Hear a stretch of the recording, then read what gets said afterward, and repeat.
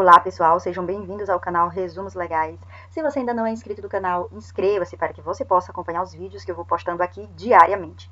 Nós estamos em uma sequência de vídeos voltadas para o concurso CNU, Concurso Nacional Unificado, mais especificamente estamos tratando do bloco 4. E na aula de hoje nós vamos abordar a continuação da Lei 14.457 de 2022, que vai tratar de tornar um ambiente de trabalho mais seguro, saudável e livre de violências, especialmente para mulheres. Antes de avançar, eu só quero destacar a importância de você estudar em um ambiente que seja adequado, que lhe proporcione conforto para que você possa extrair o melhor do conteúdo e garantir a sua concentração. Então, eu separei alguns itens importantes que vão contribuir no seu processo de aprovação do concurso público. Dá uma olhadinha aqui na descrição e clica nos links que eu separei para vocês. Eu tenho certeza que vocês vão adorar. Avançando, estamos aqui na parte 2 da nossa Lei 14.457 e nós estamos tratando agora dos deveres do empregador. Vamos lá, nesses 3 incisos, falar quais são os deveres que o empregador tem no que diz respeito à suspensão do contrato de trabalho do empregado. Vamos lá para o inciso número 1. É dever do empregador dar divulgação aos seus empregados sobre a possibilidade de eles apoiarem o retorno de suas esposas ou de suas companheiras quando terminar o período de licença maternidade delas, para que ele possa, o empregado, suspender o seu contrato de trabalho. Inciso 2. É dever do empregador orientar sobre quais são os procedimentos necessários para que seja firmado um acordo individual de suspensão do contrato de trabalho com a qualificação. Inciso 3º.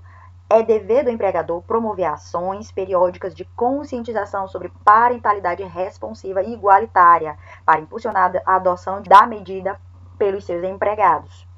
E lá no artigo 19, vai dizer que o empregador deve encaminhar ao Ministério do Trabalho os dados que são referentes aos empregados, para que eles possam ter o seu contrato de trabalho suspenso e assim apoiar o retorno de suas esposas ou de suas companheiras ao término de suas licenças maternidade. Avançando, temos aqui agora algumas alterações no programa Empresa Cidadã. O artigo 20 vai dizer que a Lei 11.770 de 2008 passa a vigorar da seguinte forma. Veja bem como ficou, na verdade, o artigo 1º da lei em questão. Lá no seu parágrafo 3º diz que a prorrogação de que trata o inciso 1º do caput deste artigo poderá, veja bem, o emprego do verbo, poderá ser compartilhada entre a empregada e o empregado requerente. Agora olha a ressalva, desde que ambos sejam empregados de pessoa jurídica aderente ao programa e que a decisão seja adotada conjuntamente. Veja o parágrafo 4º. Na hipótese prevista no parágrafo 3º deste artigo, a prorrogação poderá ser usufruída pelo empregado da pessoa jurídica que aderir ao programa somente após o término da licença maternidade, desde que seja requerida com 30 dias de antecedência. Veja que essa daqui é uma nova redação da lei. Outra alteração que a lei traz é em relação à substituição do período de prorrogação da licença maternidade, de que trata lá o inciso 1º, pela redução da jornada de trabalho em 50%. Neste caso, se a jornada de trabalho for reduzida em 50% em substituição à prorrogação da licença maternidade, isso deverá ocorrer pelo período de 120 dias. Mas há 2 requisitos que precisam ser preenchidos. O primeiro requisito, a empregada deve receber o seu salário integral por esse período de 120 dias. E o segundo requisito, deve ser firmado um acordo individual entre o empregador e a empregada, ou entre o empregador e o empregado, que sejam interessados em adotar essa medida de substituição. Veja essa observação. A substituição de que trata o caput deste artigo poderá ser concedida na forma prevista pelo parágrafo 3º do artigo 1º da lei. Veja bem, a própria lei tem mecanismos, tem regras para a formalização desses acordos individuais que eu acabei de citar. Lembre que os empregados, tanto o empregado como a empregada, são as partes mais fracas da relação contratual de trabalho. Então, por conta disso, a lei vai apontar regras para a formalização desses acordos para que eles não saiam prejudicados.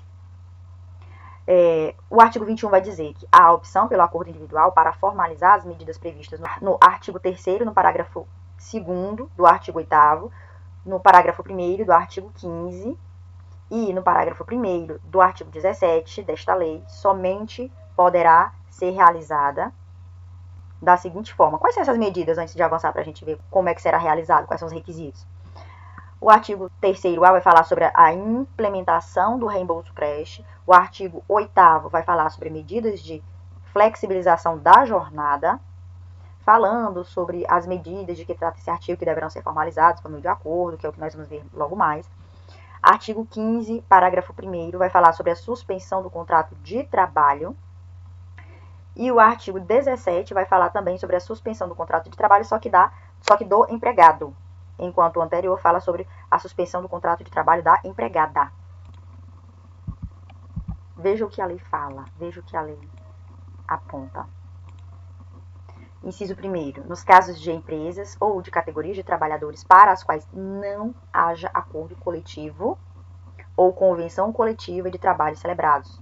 Então, se não houver acordo coletivo ou convenção coletiva de trabalho, deve haver esse acordo individual. Mas e se houver esse acordo ou essa convenção coletiva? Se eles já existirem, mas se o acordo individual ser celebrado contiver medidas que sejam mais vantajosos para o empregado ou para a empregada, então deve ser celebrado um acordo individual. O artigo 22 vai dizer que nesses acordos sempre serão levados em conta a vontade expressa da empregada ou do empregado beneficiado pelas medidas de apoio ao exercício da parentalidade. Veja bem que aqui está se referindo à priorização das vagas do regime de teletrabalho, trabalho remoto ou trabalho à distância, em relação a essas medidas de flexibilização e de suspensão do contrato de trabalho. Agora vamos avançar no artigo 23 para as medidas de prevenção e de combate ao assédio sexual e outras formas de violência no âmbito do trabalho. Questão de concurso, que eu já vi por aí, é que a CIPA, como ela era conhecida até o advento desta lei, agora passa a chamar-se Comissão Interna de Prevenção de Acidentes e de Assédio. Então agora a CIPA adquire mais esta função em relação à prevenção ao assédio no trabalho. E o artigo 23 vai dizer que a promoção de um ambiente laboral sadio e seguro e que favoreça a inserção e a manutenção das mulheres no mercado de trabalho, as empresas com CIPA deverão ser adotadas as seguintes medidas, além de outras que sejam necessárias. As medidas apontadas são essas, que, veja bem, são apenas um rol exemplificativo, porque a lei aponta a possibilidade de haver outras que sejam mais adequadas e mais necessárias. Mas aí nós temos as seguintes medidas. Primeira, inclusão de regras de conduta a respeito do assédio sexual e de outras formas de violência nas normas internas da empresa e que devem ter ampla divulgação.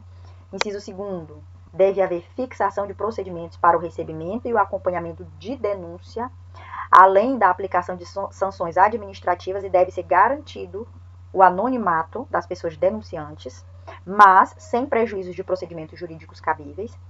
Inciso 3º, inclusão de temas referentes à prevenção e ao combate ao assédio e outras formas de violência nas atividades e práticas da CIPA, que agora adquiriu mais esta função.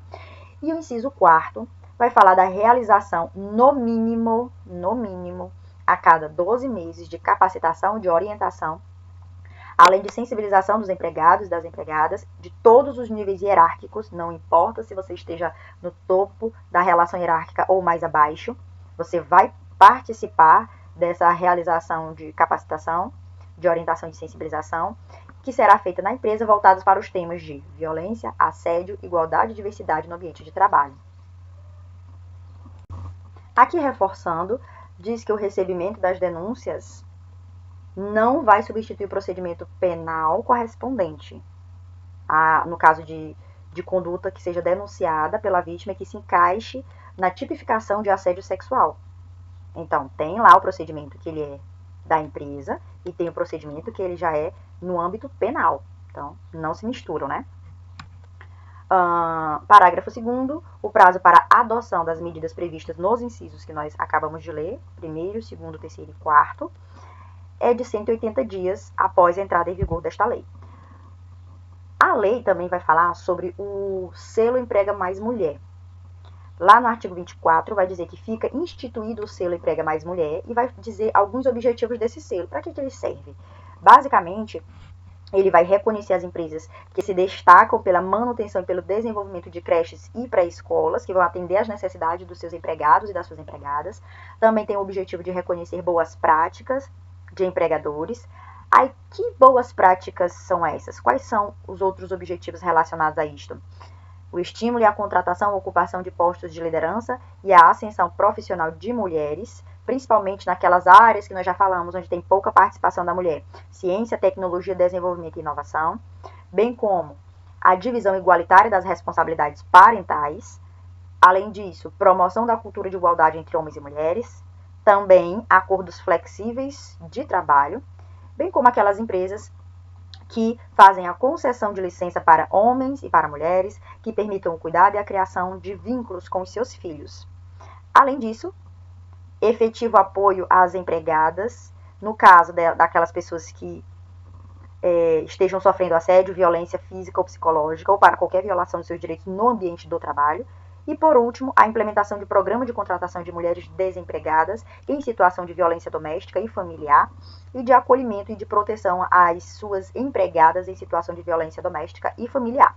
Parágrafo 2º vai dizer também que, para fins do disposto neste artigo, consideram-se violência doméstica e familiar contra a mulher as ações ou as omissões previstas no artigo 5º da Lei Maria da Penha, que eu já trouxe aqui para vocês separado. Pausem o vídeo, deem uma olhadinha, já deixei separadinho aqui, mas não vamos fazer a leitura, porque é uma outra situação, é uma outra lei, mas é importante ler e ficar a par de quais são essas outras formas de violência contra a mulher. Artigo 25. As microempresas e as empresas de pequeno porte vão ter estímulos creditícios adicionais. Os artigos 26, 27 e 28 vão falar em relação aos procedimentos da empresa que recebeu este selo. Então, elas têm que prestar contas anualmente e também podem divulgar a sua marca e produtos vinculados ao selo. Mas, nos casos de grupo econômico ou de associação com outras empresas que não detenham selo, divulgar o selo está vedado. E, por último, no artigo 28, ato do Ministério do Estado do Trabalho e Previdência disporá sobre o regulamento completo do selo Emprega Mais Mulher.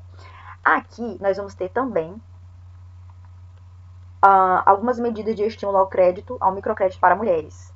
É importante ler também todo este artigo, mas eu vou me atentar aqui às partes mais importantes, consideradas mais importantes. Veja aqui no artigo 29, que vai falar de operações de crédito do programa de simplificação de microcrédito digital para empreendedores, que eles terão condições diferenciadas para mulheres que exerçam alguma atividade produtiva ou de prestação de serviço, não importa que seja urbano ou rural, de forma individual ou coletiva, mas na condição de pessoas naturais. E o inciso seguinte vai dizer que estes créditos, essas condições diferenciadas, são aplicadas para mulheres na condição de pessoas naturais e de microempreendedoras individuais do Programa Nacional de Microcrédito Produtivo Orientado. Aí embaixo vai falar sobre as taxas de juros relacionadas a essas condições diferenciadas de crédito, que é importante que vocês deem uma olhadinha para ficar por dentro. Aqui nós temos, em relação ao artigo 30, a garantia, né? A lei vai falar sobre que é garantido o salário igual para os empregados que exerçam função idêntica. No artigo 31, vai falar sobre o Cine, que implementará iniciativas com vista à melhoria da empregabilidade de mulheres que tenham filho enteado ou pessoa em guarda judicial que tenha até 5 anos de idade, também de pessoas que sejam chefe de famílias monoparental, ou que tenham deficiência, ou que tenham filho com deficiência. Aqui são mais algumas informações de alterações voltadas para a CLT. Veja aqui que o artigo 32 vai falar que a consolidação das leis do trabalho passa a vigorar com as seguintes redações.